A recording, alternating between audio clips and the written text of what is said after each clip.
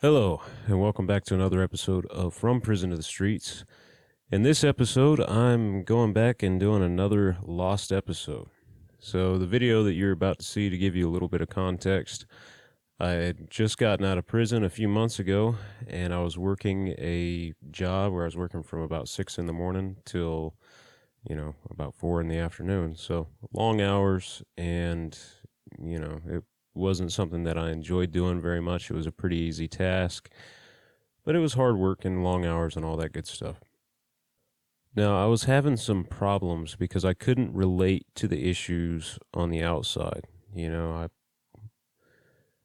People would complain about their phone bill or other things going on in their lives, and I had a hard time, relating to that, where people would talk about politics at work and stuff like that. Once again, I couldn't relate to that, and they seemed like insignificant problems coming from a long-term prison environment where you got people dying and getting raped and stuff like that. So it just was kind of nonsensical to me in a sense.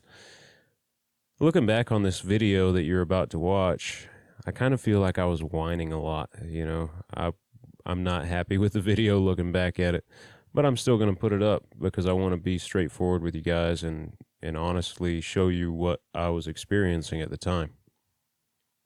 So I wasn't happy because I didn't feel like I could relate to anybody. Another thing I had a problem with, I was going from a very high intensity environment where you had life or death situations all the time.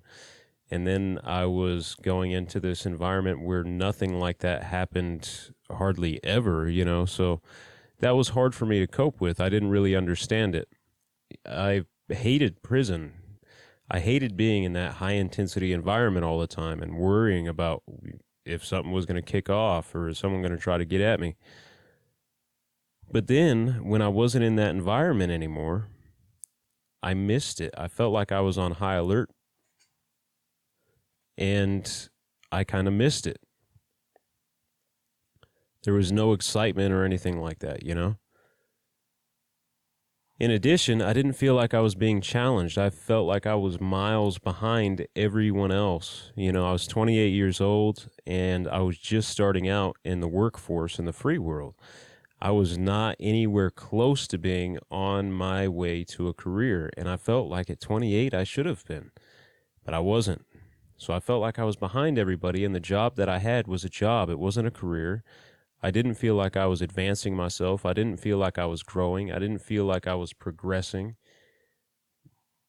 So here I am, 28 years old, doing a menial job that I didn't enjoy, working long hours, not having any sort of life after spending 11 years in prison. I wasn't really happy at all. So here's the video. Like I said, I kind of feel like I was whining in the video, but here you go. Alright, so here's my next video about transitioning from prison to the streets. Maybe my last video because I missed prison. Yeah. So in my last video I talked a little bit about how some guy sold me a really, really junky RV and he lied about it. I found more problems with the said RV. It's got some serious electrical issues. I can't even try to jump it to turn it over because it may catch fire.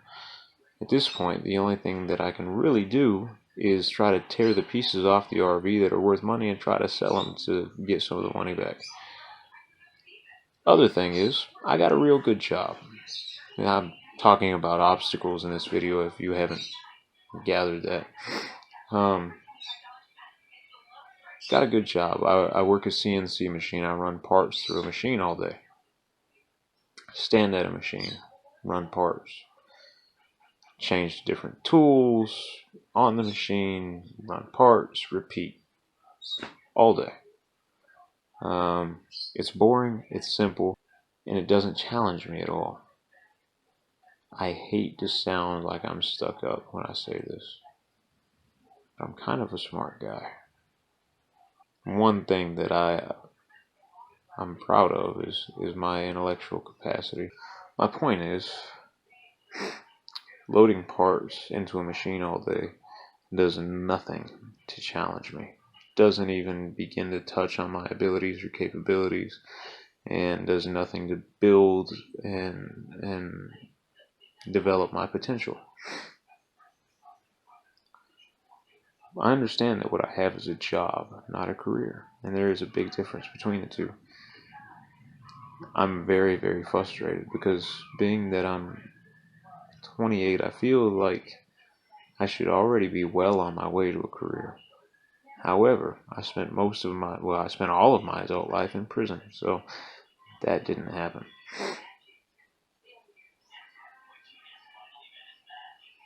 And the people at work, they talk about things that I can't relate to. They talk about politics. They talk about little trivial things. Things that I find trivial. I don't really care about politicians. I don't care about stuff. I don't care about, you can't pay your phone bill. I'm sure that's a big problem to somebody. For the last 11 years, these are some of my problems. Am I going to get stabbed? Is an officer going to lie and try to take away everything I own? Am I going to get raped? Am I going to get robbed? Is there going to be a riot today? Is there going to be a big fight today? And am I going to get hit with pepper spray today? I don't care about politicians because while I was behind those walls and there were people being raped, there were people being stabbed, there were people being killed, there was people getting their heads split open with padlocks. Politicians didn't even know about it. And if they did know about it, they didn't care because they weren't doing nothing to stop it. So, I can't relate to that stuff. I'm sure those are big problems to somebody, but they weren't my problems. And to be honest, I am so bored out of my mind because there isn't anything serious going on. I miss the excitement. I hated that environment, and I still hate that environment. But I feel so out of place because nothing's happening. There's no excitement. There's no life or death situations. And it's so weird. So, yeah.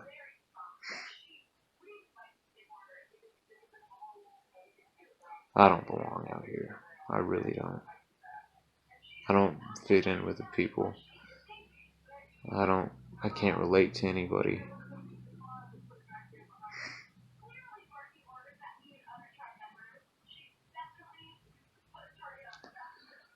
Usually my videos have a positive message, but I don't have any. I don't have any tonight. The only thing I can say is that I'm sure that I'm not the only person who's going through this, or who has gone through it, or who will go through it. And I hope that someone can look at what I'm going through and maybe this will help them somehow. Maybe it will help them to know that they're not alone. Maybe someone will watch it who can change something for guys that are getting out, who can offer some sort of help. I don't know. This is what we go through. It's real. It's hard. It's difficult. I don't belong out here, and I don't belong in prison. I don't know where I belong. I just want to crawl underneath a really big rock and let it be at that. And I don't know what to do about it. Even when I'm around people, I feel like I'm so alone. It's not funny. I feel like I'm absolutely alone. I feel like I'm on a different planet. I don't know what to do about it. So, I'm Eric. This was my video. These are the challenges that I'm facing. Stay tuned. Maybe I'll make another video. Maybe I won't be in prison. Maybe I won't deliberately get myself thrown back in prison. We'll find out, huh? I don't think I will, but sometimes that's how I feel. I hope you are all having a wonderful evening, day, whatever it might be. I will talk to you later.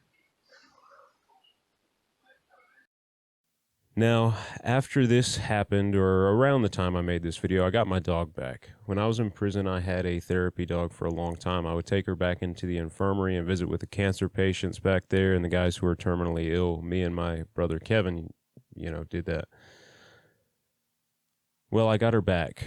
My buddy Robert's parents had watched Nellie for me after she got sent out of the facility, and we got her back down to Kansas after I got out, and so I had Nellie. That was really cool.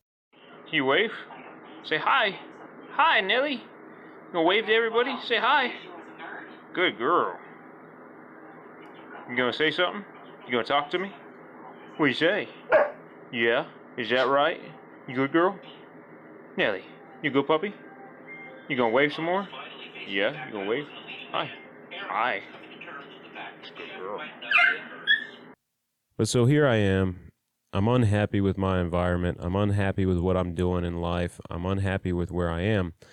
And I kind of wanted to go back to prison because I could go to any prison in the state of Kansas and be established. I could have something. I had worked for years and years while I was in prison to establish myself. People knew who I was. They knew what I was about. They respected me. I could hit any compound in the state of Kansas, and if I had nothing, people would come up to me and they'd be like, "Hey, Erik, you need a shot of coffee? I got you. You need a couple soups? I got you. Hey, Erik, let's get involved with this program. Hey, Erik, come work out with us." Anywhere in the state of Kansas, I can hit the compound and I'll be established. I'll know people. I'll have friends. I'll have coffee. I'll have soups. I'll have everything going for me. You know what I mean? I'll have a job immediately because I kept a really good rapport with all my bosses while I was in prison, except for the one that I tried to stab with a broomstick. But you get the point. So here I am. I get out. I'm 28 years old. I'm trying to fight for everything. I'm at the bottom of the food chain, and I hated it. I was the opposite of established. I had nothing out here. I was a nobody. So I really kind of wanted to go back to prison. I missed being somebody who was established, who meant something to somebody. I didn't feel like I mattered out here at all, in the slightest, in the least bit. So I have all this frustration and unhappiness building up. And the only way that I could get through that was by playing the guitar, going to check out nature spots, taking pictures and stuff. That's what I did, take pictures of nature, play guitar.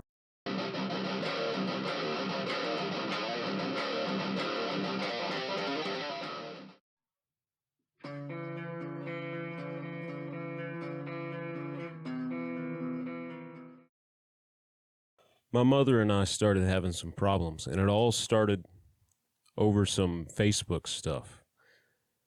My mom is addicted to Facebook. I was staying at my mother's house in Marion because that's where they made me parole to. I didn't really want to parole to my mother at all. But she is always on Facebook, and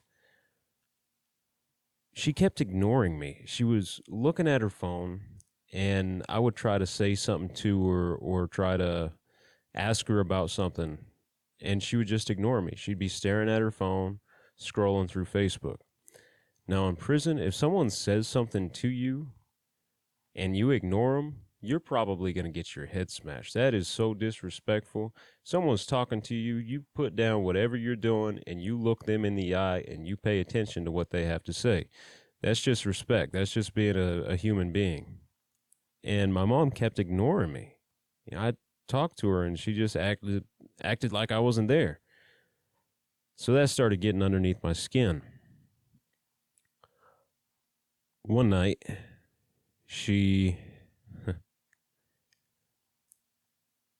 sent me a message. Now, I live in the same house as her. She's in the living room. I am in a room just off of the living room. The door's closed, but I'm in there. She sends me a message on Facebook asking me how to do something. Well, I was still pissed off at her. I sent her a message back. I said, "Hey, If you know how to use Facebook well enough to sit there and ignore me when I'm trying to talk to you, I'm sure you'll figure it out. And I left it at that. Uh, I might have said something about, I'm in the next room, just ask me or something. I don't know. Well, that pissed her off. And the next day, it was about 13 degrees outside. It was cold, very cold. And I wasn't working the next day. I had to take my dog Nellie to the vet. Well, in the morning, I got up and I walked outside to take Nellie out. I'm in sweatpants, no shirt. I don't have any keys on me or anything like that. My mom knows that I'm out there because I walked right past her to take the dog out. As soon as I walk outside, she locks the door, and then she leaves out the front of the house and she locks that door as well, jumps in the car with her boyfriend, and drives to Newton, which was about 45 minutes away, I believe. So I'm out there. I tried to get back in the house, and it's locked. I'm out there with my dog. It's 13 degrees outside. I'm freezing my ass off. Sweats, no shirt. I ended up climbing through a window to get in the house, and I messed my leg up pretty bad in the process. I didn't realize it at first. I kind of just brushed it off and then got dressed and got ready to take Nellie to the vet. And then I realized I was in a lot of pain. I looked down, my leg was all swollen and stuff. But I took Nellie to the vet and I came back. When I took Nellie to the vet complained that it said on her paperwork she was part pit bull, and they said they were going to report it to the city. It is what it is. She's half lab, half pit bull. And later that night when my mom came home, I tried to have a conversation with her. I really did.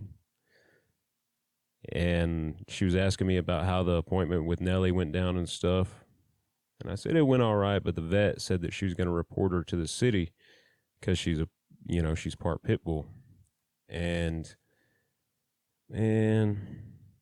as soon as I went back in my room and closed the door, my mom started talking shit about me. Oh, I told him not to take that dog to that vet and such and such and such. Now that house has thin walls, the door's hollow.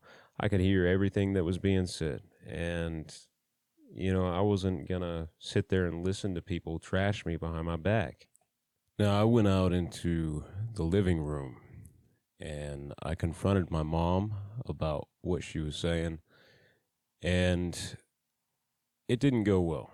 I basically went in there and said, hey, you guys are talking shit behind my back. And it blew up into a big argument. Me and my mom have a long history, and not all of it is good history. And I'm not going to go into all the details of what was said and all that. But she started talking to me like I was that same kid that went away to prison all those years ago, the kid that her and my dad used to, beat on and stuff like that. But it blew into a full-blown argument. Kind of heated. Me and Mike almost got in a fight. Mike was my mom's boyfriend. I call him my stepdad. And when all was said and done, there were things that were said and done on both sides that probably shouldn't have been. But when it was all over, Mike said that he felt that I needed to leave, and I agreed with him. I felt like that environment was setting me up for failure. My mom's not always the easiest person to get along with.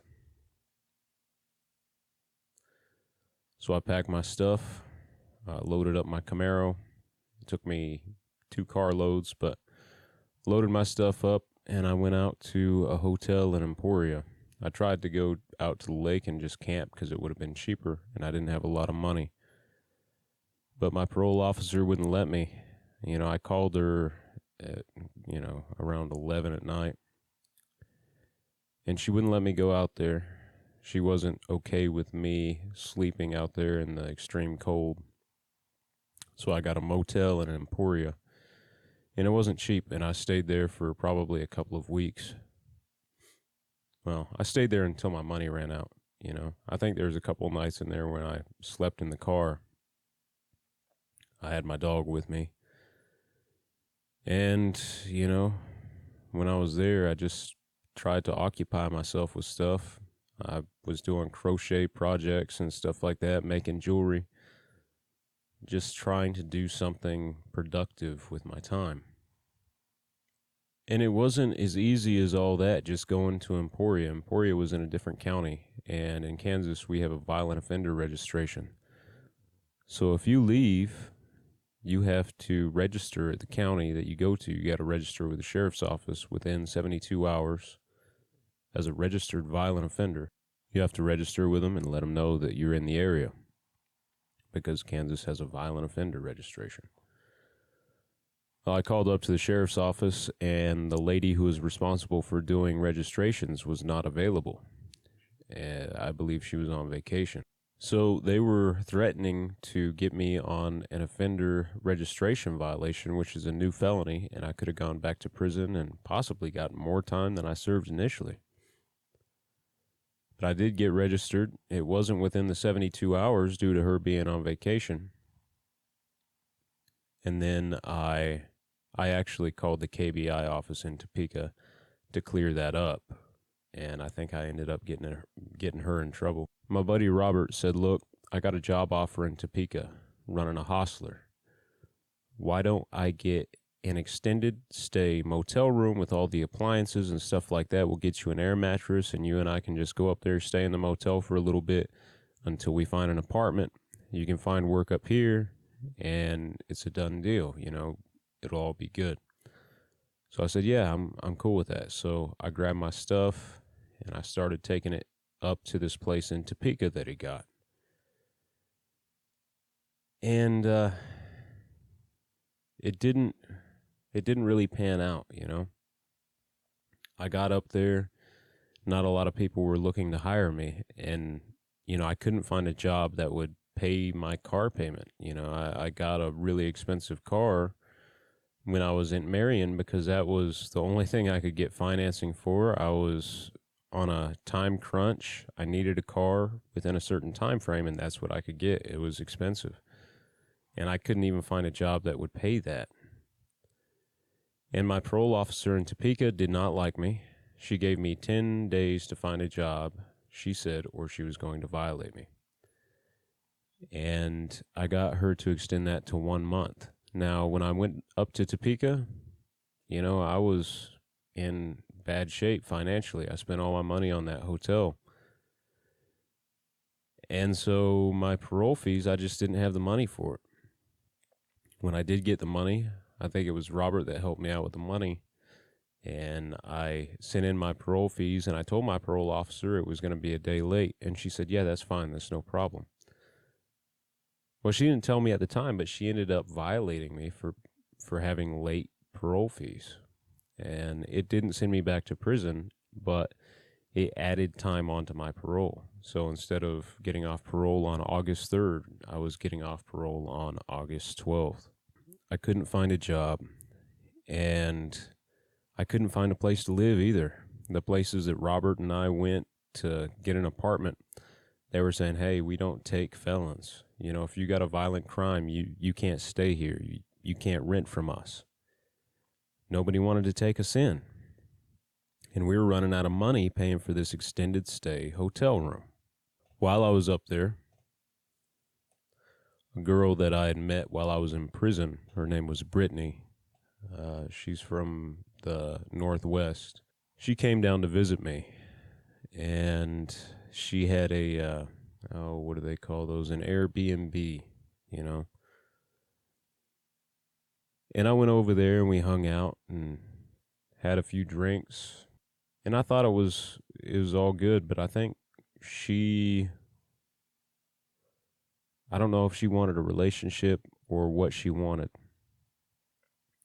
But getting later into the night, she was clearly drunk and under the influence. She went in the bathroom and kind of passed out, and so I went in there and I picked her up and I put her in bed, and then I walked back to the hotel room. And I felt really bad because I felt like maybe after spending time with me and wanting something from me that I wasn't really in a position to give, maybe I had hurt her in some way and that I had caused her to drink like that. So I was pretty upset about the situation. I felt real bad, here I am. I'm basically homeless, living out of hotels and in my car and stuff, and now a really good friend of mine is drinking real heavy, and I felt like it was my fault, and she wanted something from me that I wasn't in a position to give. And I just felt real low. So I remember walking back to the hotel after I picked Brittany up and put her in bed and walked out of her Airbnb. I was just walking the streets of Topeka, walking back to the hotel room. And I was looking at the sky and stuff, and snowing out. It's middle of the night. Just reflecting on how fucked up my situation was, Man, I felt low. I felt real low. I didn't think anything was going to work out for me. I called Robert, had him come pick me up, went back to the hotel room, got some sleep. The next day we hung out a little bit. I hung out with Brittany for a bit. I talked to Robert, and I talked to Brandy. Brandy said that she was okay with me coming to stay at her mom's farm. And her mom was okay with it. Because I had a house in Kincaid. It wasn't ready to be lived in, but it was a hell of a lot better than living in the car and hotel rooms. It was free. You know what I mean? So the plan that we hatched was I was going to go stay with Brandy. Robert was going to come down here and stay in the house. And Robert was going to get a trucking job down here. And we were going to take that money and fix up the house. And then when it was ready to be moved into, per the conditions of my parole, like Robert could live here just fine and not have an issue, but I could not because of my parole. Parole would need to do a walkthrough, and they wouldn't have approved me to come down here. But they would approve me to move in with Brandy. So I talked to my parole officer about it. She didn't like me anyway. So she was like, yeah, okay, sure. Yeah, you can just go down there. So I went down to Welda, Kansas, and that was that. Moved in with Brandy's mom and her, living in the basement. And Robert moved into the house down here. Now, it didn't have any electricity. It didn't have any heat. It was a not ideal living situation. But he had work as a trucker down here. He got work down here pretty easily, and he was living in the truck, He didn't have a problem with that because he was used to being an over-the-road truck driver. He was hardly ever here. But I think that is where I'm going to wrap up for now. And I'll continue this story in another video. I'm sorry this video isn't positive. It was a real rough time for when I was released from prison. It was bad, It was as bad as it had been for me up until that point. So, thank you for watching. I'm Eric. This has been another episode of From Prison to the Streets. I will see you all later. Break these chains. They can't hold what can be.